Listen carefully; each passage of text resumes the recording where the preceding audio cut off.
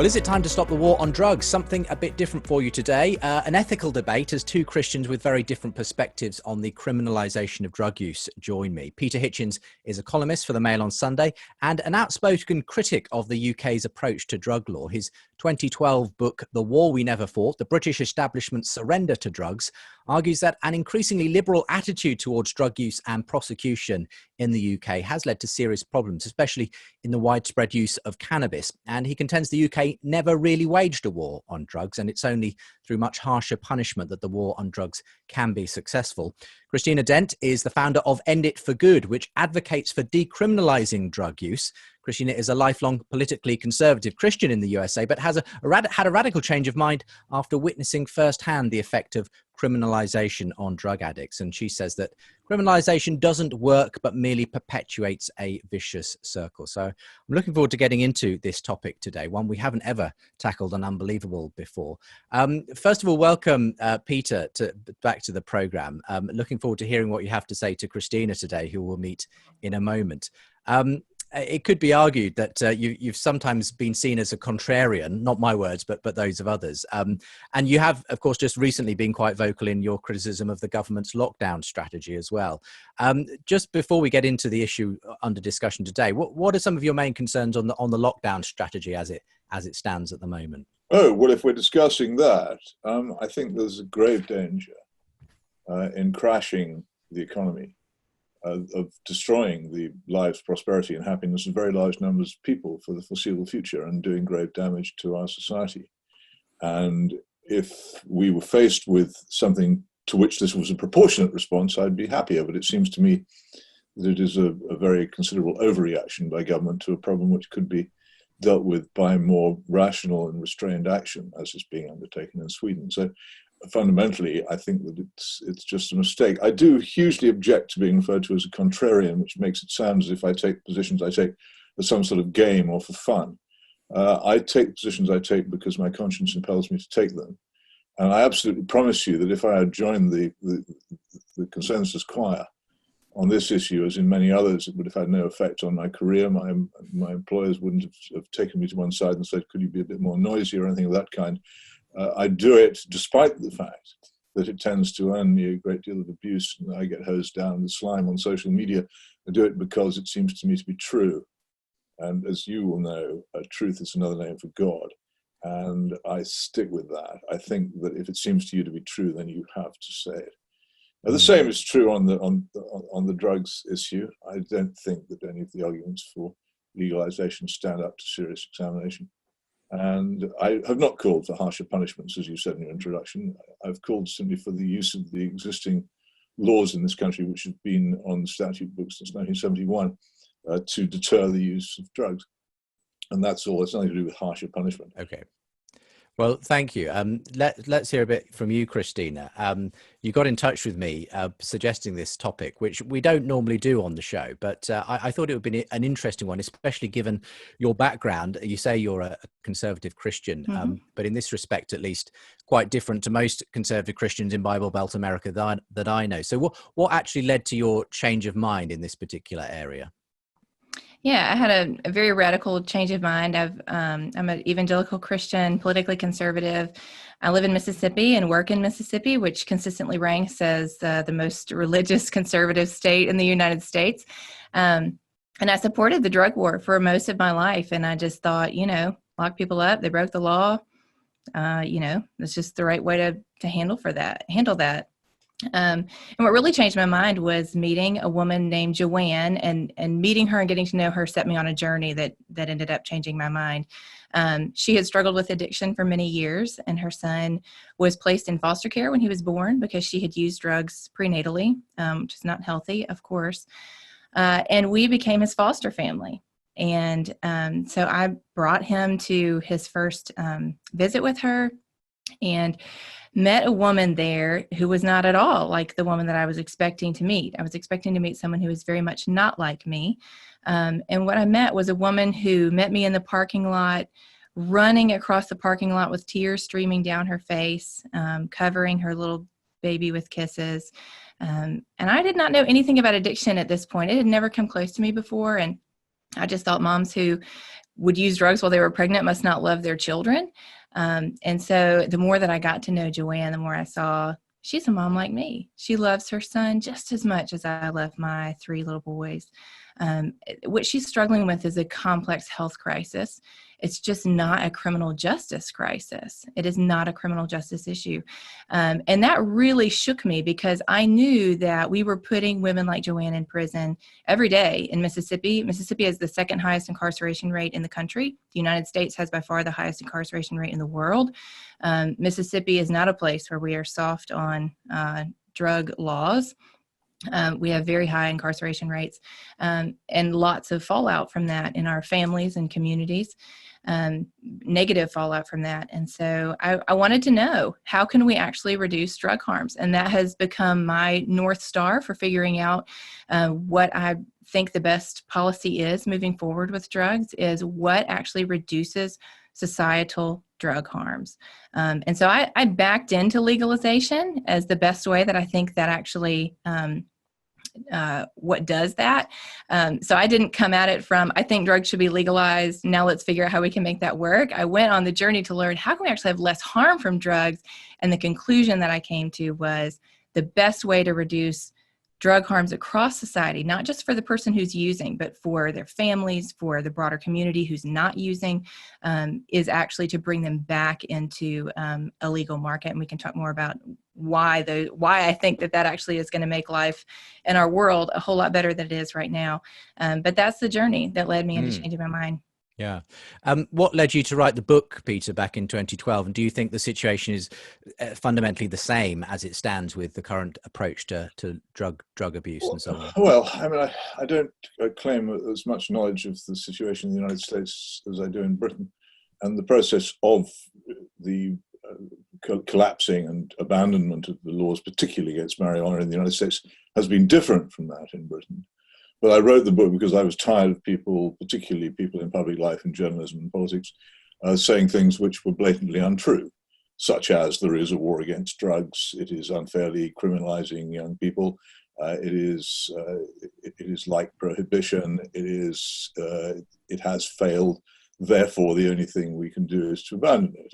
None of this is true, and I established with historical detail and political fact that it wasn't true, and no one has ever challenged anything that I said, which a book which I published in, I think, 2012, and remains unchallenged, and the facts in it are all true. There has been no war on drugs.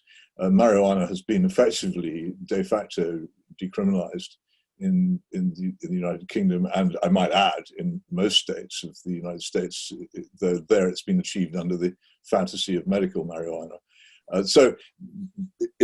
I was arguing, first of all, that something that was being widely said wasn't true. When I first said it, I was, as usual, derided and hosed down with the usual slime. But as it happens now, pretty much everyone who pays any attention to the position in Britain realizes that what I said all those years ago was true. Well, thanks very much. That's the story of my life. But what I didn't do, particularly in the book, because I was addressing an audience which I knew to be largely religious, was to do much more than take a glancing look at the Christian arguments against drug abuse. Because I thought that they wouldn't have any impact on people. I said, well, if you can't look at the Gospels, then try John Stuart Mill. Either under John Stuart Mill or under utilitarian principles, the same answer comes. If you legalize drugs in society, it's disastrous.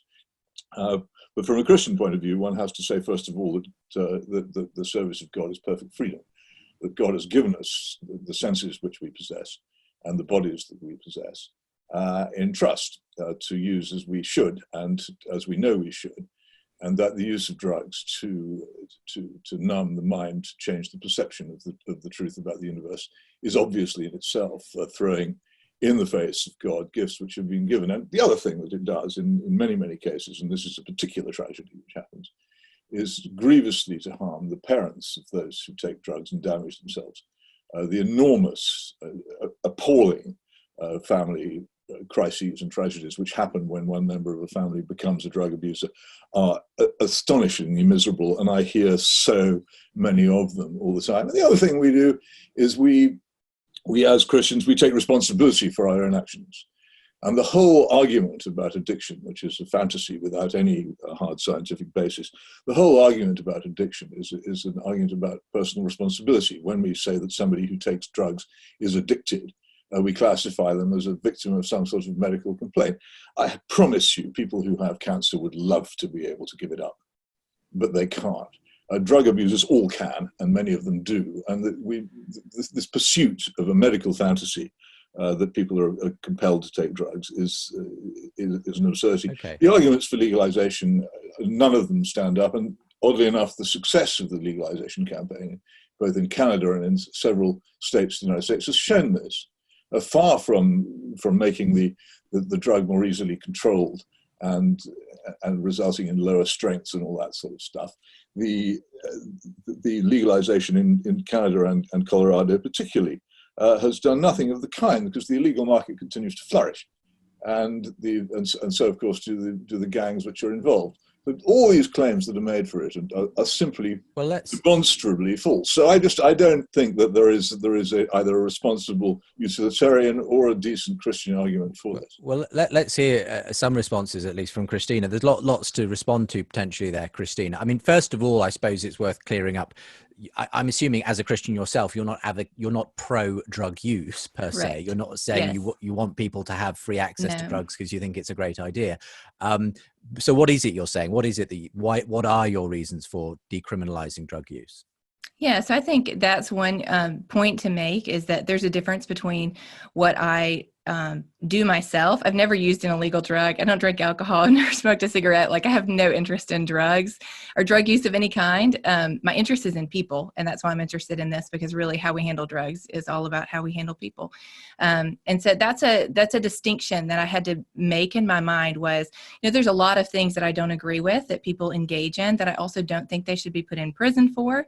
I don't think we should have policies that proactively hand them harm that's beyond the scope of the harm that they would, receive from engaging in that behavior themselves. So for me, it was important to begin to realize that actually categories of harm from drugs fall into two categories. I always thought of them as just drug harms. Everything related to drugs is just a drug harm.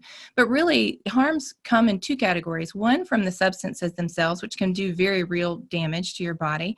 And the other is from the harm that comes from criminalizing them. So what happens is that in the market that they operate in, the substance that you're actually buying, and to the consumer, so it's the whole supply and demand chain and what's actually changing hands, harm is increased exponentially in every category when you criminalize. So you take the market, and you take it from being a legal regulated market, and you transfer it into the black market. Anytime there's demand for a substance, you're going to get supply for that substance from somewhere.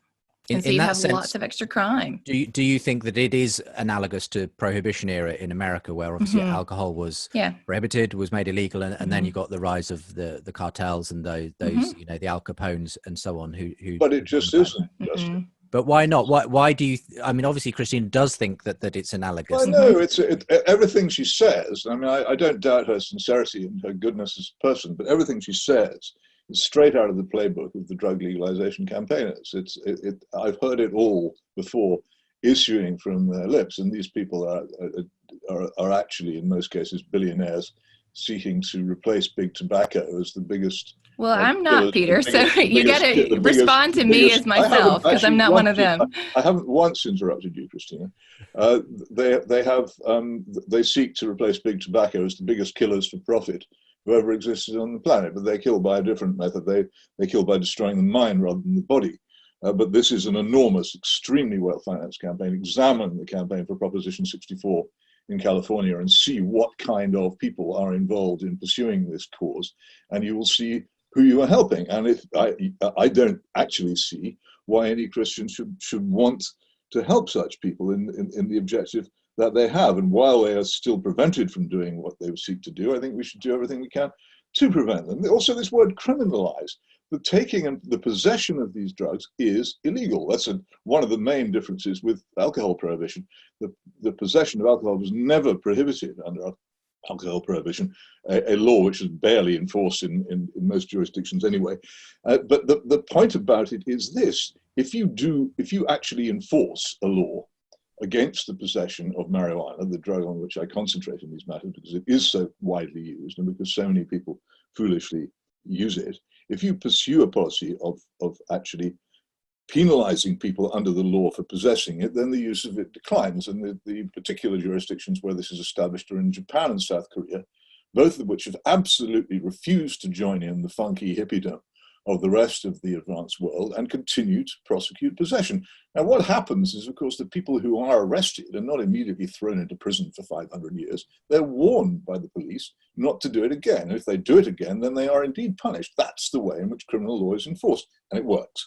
And as a result, you go to Japan and South Korea, there's still strong social disapproval of this activity, and it's not indulged in by responsible people, or encouraged by responsible people, or sympathized with by responsible people, or advanced as some sort of illness to be pitied by responsible people. Let's allow crime, and there is less of it. And as a result, there are fewer people becoming seriously mentally ill. And over the weekend, one of the most prominent doctors in the field of psychiatry, Professor Sir Robin Murray, of the Maudsley Hospital in London, an absolute expert on the matter, who has for years hesitated about this, although he sees so many patients whose minds have been overthrown by marijuana use. Until last weekend, he had not said what he now says, that legalization is a grave folly and should be prevented. He's always hesitated about it. Now he sees no doubt whatsoever that the use of this drug leads to disastrous results for the mental health of its users.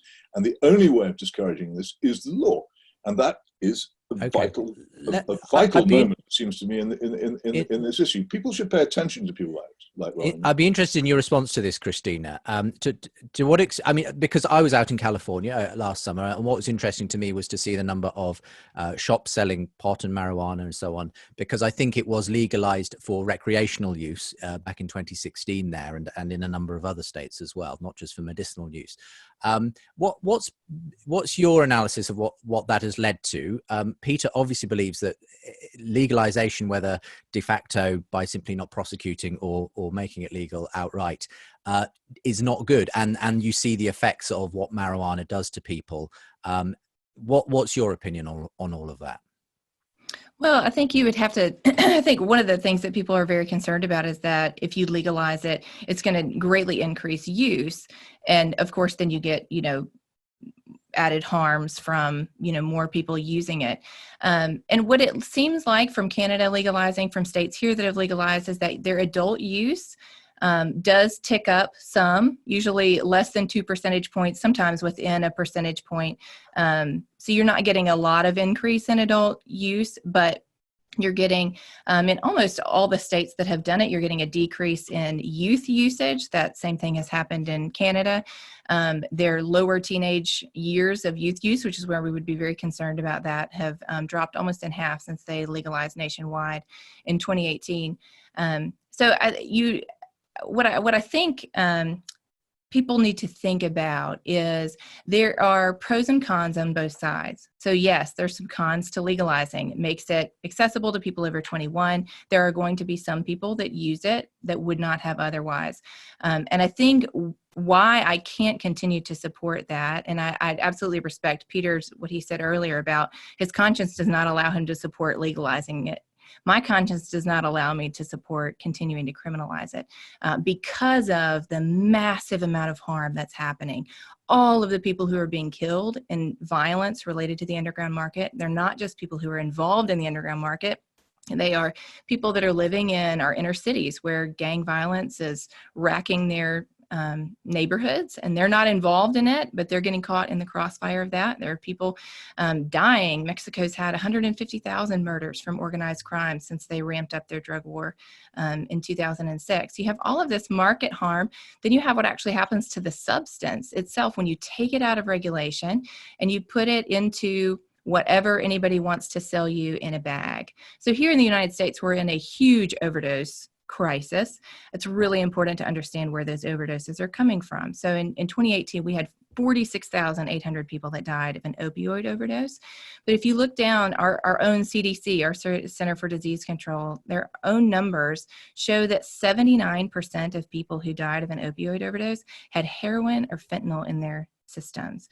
So we're not in a prescription overdose crisis. We are in an overdose crisis being driven by people getting drugs on the street where they don't know the potency, they don't know the purity, they don't know if it's going to get them high or kill them.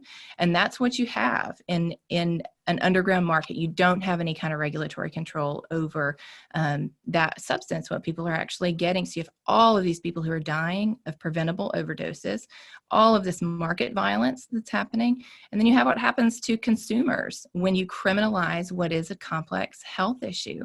We just don't respond this way to other complex health issues. We don't try to use prison or jail to address them. We have very helpfully addressed tobacco smoking, not through criminalizing, but through really good education, by making it less socially acceptable. And we haven't tried this approach of this nuclear option of incarcerating people. Okay.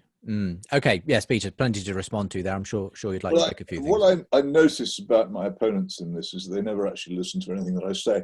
I'm used to this, but I dealt with the claim that legalization removed criminals from the scene very early on. It's simply not true. Neither in Canada nor in Colorado has legalization eliminated the illegal market or the gangs or anything else. They're all still there. They're all still working away, and the fundamental basis of all the crime and violence which is connected to drugs is the large amounts of money handed over in payment for drugs by the individuals who use them, who all the major Western jurisdictions treat as victims when they're not victims. You cannot give up having cancer. You cannot give up having tuberculosis. You can give up taking drugs. You don't have to do it. It's against the law. It seems to be an insult to the genuinely sick who are compulsorily sick, who are conscripts in the world of illness, to compare them with people who voluntarily made themselves ill by the taking of drugs which are known to be dangerous and are also known to be illegal. It simply isn't something that anybody can rationally or rightly say, and people should stop saying it because it is so false. The whole, I'd also love to know where the figure comes from about the number of young people using marijuana having declined in Canada, because I haven't, I must admit, seen it. What happens with all these legalizations is that they're preceded by long periods of laxness in the enforcement of law. So you don't get a sudden moment where, oh gosh, something which is rigidly illegal, for which you could go to prison last week, is legal. You get a shading. So you wouldn't expect a huge increase. The basic difference that legalization makes over decriminalization, and this is incorporated in Proposition 64, a very long document worth reading, is that these drugs begin to be marketed and advertised. And this is the one other point about tobacco. No, we haven't tried to make the possession of tobacco illegal because it would be impossible. Any drug which has been in mass use for more than a century is almost impossible to make illegal once it's been legalized. And this is the problem with the legalization of marijuana. Once we make it legal, it will be almost impossible to call back the terrible mistake we have made once we've made it. That's why we have to be so careful about not making it in the first place. But there is no doubt whatsoever that if you have an effectively enforced criminal law, no one comes near the criminal law for the most part. There's no point in doing it. They know that possession will get them into trouble. They don't possess. The drug market declines. The income from drugs from the countries involved is lower. And in general, the problem is far better dealt with than the ridiculous proposals for legalization, which I understand that some very greedy people wish to pursue and some very heedless people wish to pursue, and those selfish people who want to carry on taking drugs or want to let their children do it pursue. But I cannot for the life of me understand how any person proclaiming themselves to be a Christian could conceivably support such a policy, which will bring so much misery if it comes to I mean, give us the other. I can't believe that anyone can sit there and argue for it. Well, you're sitting there and arguing for it, Christina. So tell us, why do these benefits outweigh the potential costs that Peter is outlining there? I mean, I saw the presentation you gave in your TED Talk where you talked about where you do believe you've seen countries that have taken a different approach, have seen very positive results. So you might want to mention some of those as well. Mm-hmm. But okay, give us the other side of this coin, if you would. Yeah, so there's no countries currently that have legalized all drugs. Canada has done it at the country level for marijuana. There is Portugal, which has decriminalized drug use. So they haven't actually legalized the markets again. You can't buy drugs there legally. So they're still using contaminated substances. But you are not put in jail there anymore for possessing a substance, any substance. And they did that back in 2001 in response to a terrible heroin overdose death rate. Very similar to kind of what the U.S. is experiencing, although theirs was even greater than ours is today. And they have followed that over the last, 19 years it is now, and they have found their injection drug use rate has dropped in half. Their drug addiction rate has dropped by a third. I think that's really, for so many families in the United States right now, almost every family has somebody in it who is problematically using substances. They're experiencing the very harmful way that a criminalized approach to that kind of makes addiction feel in a family, or problematic use if you don't want to use addiction. And they found if America could envision 1 out of 3 families that are currently experiencing that would not be experiencing that anymore, I think in America we would consider that to be a massive public policy win. Their overdose death rate is very low. Now, Portugal does not have fentanyl in their heroin supply like the United States does. Fentanyl is an extremely potent opioid that makes the margin for error between getting high and death very small. And so it's much easier to die from drugs that are contaminated with fentanyl. And so Portugal has seen great results from this. They also really expanded their public health response and allowing people, tax breaks for businesses that would help people either if they were coming out of treatment or coming out of incarceration to get back on their feet again. And so there's some of that that's more doable in a smaller country, that's harder in a large country like the United States. And yet we have seen that what's happening in Portugal is they switch to say, we are going to address a public health issue with a public health response. And they have seen those public health indicators get better with less problematic drug use and less injection drug use, lower HIV infection rates, lower hepatitis C infection rates, all of those things that we would want to see. So I think about it kind of like a pill where half is white and half is red. And half of it is kind of the harm that's caused by drugs, and the other half is the harm that's caused by criminalizing those drugs. And the more and more that I learned about all the different aspects of this really complex issue, the more this red side of harm that's coming from criminalizing has just grown and grown in terms of how much I realize what's actually happening because of all of this harm. And I do want to finish with Peter because time is drawing to a close. Well, I have to go very soon. But another issue, and I must say here, the Portuguese drug paradise is a myth, and I have devoted a very long blog post to examining this myth and showing in how many ways it is a myth. But simply anecdotally, I'll point out to you that the mayor of Porto, Portugal's second city, has recently come out calling for a change in these laws because he finds their outcome so intolerable, and that marijuana use, for instance, lifetime marijuana use, has increased as a result. I think people should really examine this a good deal more, and not necessarily simply look at those reports written by people who agree with them about what's going on in Portugal before accepting it. In any case, as I say, the major Western countries are way ahead of Portugal, if ahead is the word, in having relaxed any attempt to control the spread of the most dangerous drug of all, because it is largely believed by so many people to be harmless, and that is marijuana. And I would hugely recommend Christina should read a book by my good friend Patrick Cockburn, one of the greatest foreign correspondents of our age, about the tragedy which occurred to his son Henry. It's called Henry's Demons, which Patrick pretty much is certain was the result of Henry being introduced, as is so common in our decriminalized country, to marijuana in his school at the age of 13, and the terrible tragedy which was a boy who I knew before this, and whose life has been transformed for the worse, and whose family's life has been transformed for the worse by this supposedly harmless drug, which irresponsible and foolish and gullible people seek to make more readily available and seek to make legal so that it can be advertised and sold to yet more people and destroy yet more lives and ruin yet more families. I can say no more about this because I would become actually angry, which would be wrong. But I cannot say firmly enough This is a terrible mistake. Once made, it will be irreversible.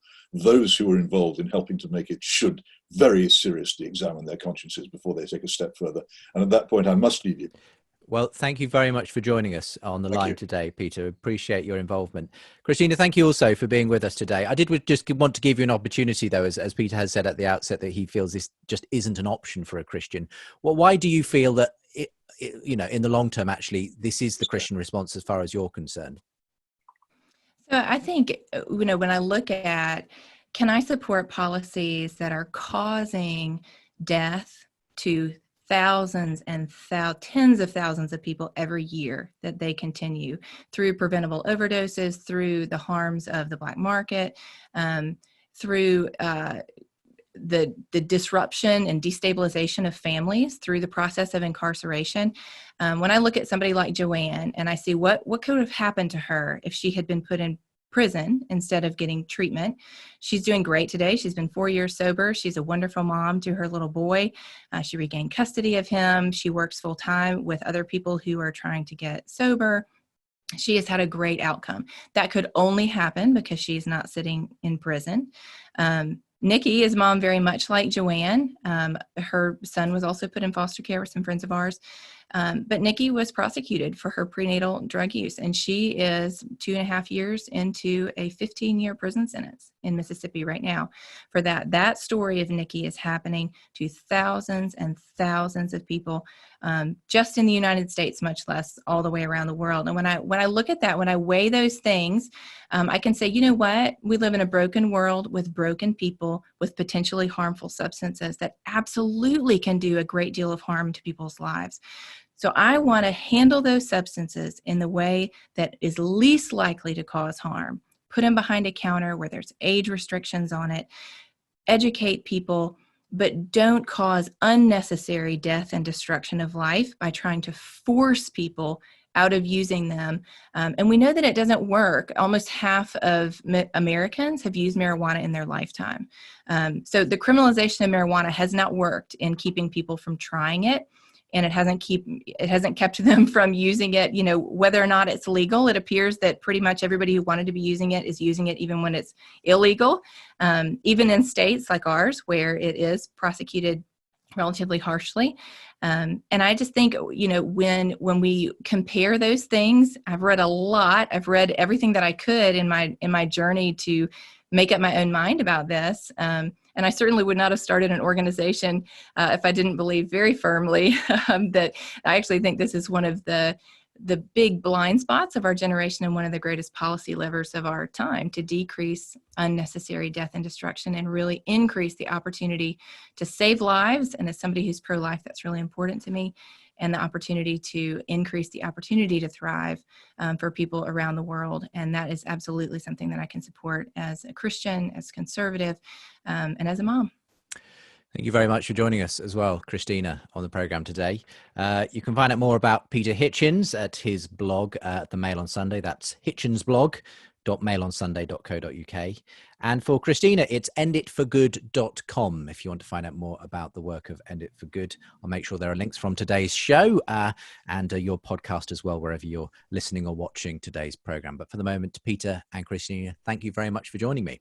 For more conversations between Christians and skeptics, subscribe to the Unbelievable podcast.